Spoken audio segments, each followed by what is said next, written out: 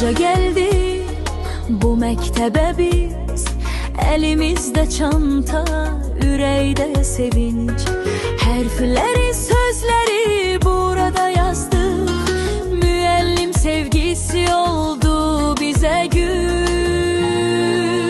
Son zevk seslenir bugün hayatta, hatire kalacak her an yaddaşta. Aziz müellimim, canım mektebim, sizi unutmarıq hiç zaman biz. Son zevk seslenir bugün hayatta, hatire kalacak her an yaddaşta. Aziz müellimim, canım mektebim, sizi unutmarıq hiç zaman biz.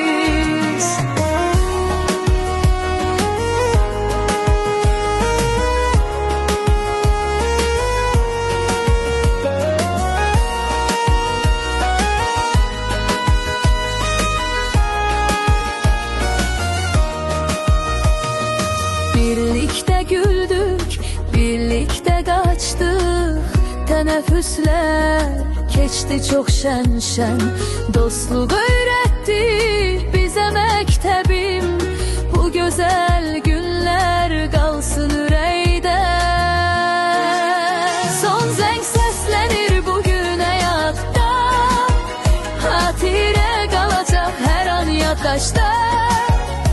Aziz müellimim, canım mektebim, sizi unutmarıq hiç zaman biz. Son zevk seslenir bugün hayatta, hatire kalacak her an yaddaşta.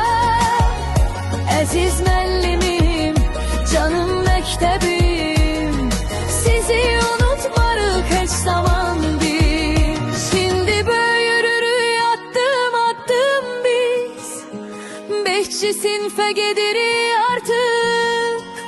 Ama bu sinif, bu güzel iller kalacak hemişe kalbimizdedir.